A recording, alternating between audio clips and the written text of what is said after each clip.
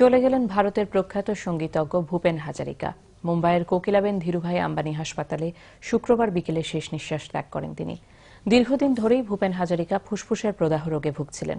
মৃত্যুকালে তার বয়স হয়েছিল ৮৬ বছর। প্রয়াত এই শিল্পীর জীবনের নানা কথা জানাচ্ছেন মোজাম্মেল শিশির। মানুষ মানুষের জন্যে, জীবন জীবনের জন্যে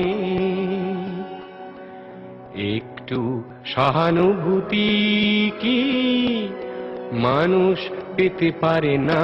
আর কোনোদিন শোনা যাবে না ভূপেন হাজারিকার কণ্ঠে এমন মানবদরদী গান। আর কোনোদিন গানে গানে মানুষের বিবেককে ঝাঁকুনি দেবেন না তিনি। লাখো ভক্তকে কাঁদিয়ে চিরতরে থেমে গেল দরাজ এই কণ্ঠ। ও বন্ধু, মানুষ মানুষের জন্য। শ্বাসকষ্ট নিয়ে গত ২৯ জুন হাসপাতালে ভর্তি হয়েছিলেন ভূপেন হাজারিকা। অস্ত্রোপচারও করা হয় তার। এর সাথে শরীরে বাসা বাঁধে নিউমোনিয়া। চিকিৎসকরা তাকে বাঁচানোর চেষ্টাও করেছেন অনেক, কিন্তু তাকে আর ফেরানো গেল না। অবশেষে মৃত্যুর কাছে হার মানতে হলো হিন্দি বাংলা দুভাষাতেই আকাশচুম্বী জনপ্রিয় এই শিল্পীকে। আমি এক যাযাবর। ১৯২৬ সালের ৮ সেপ্টেম্বর ভারতের আসাম রাজ্যে জন্মগ্রহণ করেন এই সঙ্গীতজ্ঞ। মাত্র ১০ বছর বয়স থেকেই গান লেখেন আর তাতে সুর দেন তিনি। ৬০-এর দশকে শুরু হয় তার উত্থান। এতটা পথ পাড়ি দিয়ে এখন তিনি জায়গা মজবুত করে নিয়েছেন কোটি কোটি ভক্তের মণিকোঠায়।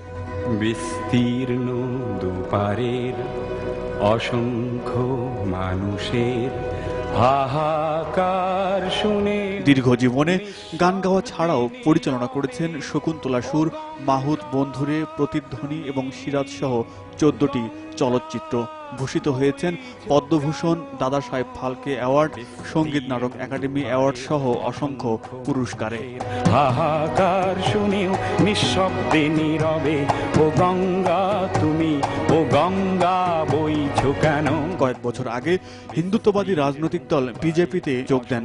যুক্তরাষ্ট্রের কলাম্বিয়া বিশ্ববিদ্যালয় থেকে পিএইচডি করা ভূপেন হাজারিকা। এমন আত্মঘাতী উচ্চাভিলাষের কারণে ভক্তদের মাঝে তখন শুরু হয় তুমুল বিতর্ক। বিমূর্ত এই রাত্রি আমার মৌনতার সুতোই বোনা। যার অর্জনের ঝুলিতে রয়েছে এত গানের সমাহার আর মানুষের জন্য গান গাওয়ার এমন গৌরবের ইতিহাস, এত সহজেই কি তার দিক থেকে মুখ ফিরিয়ে নেওয়া যায় না।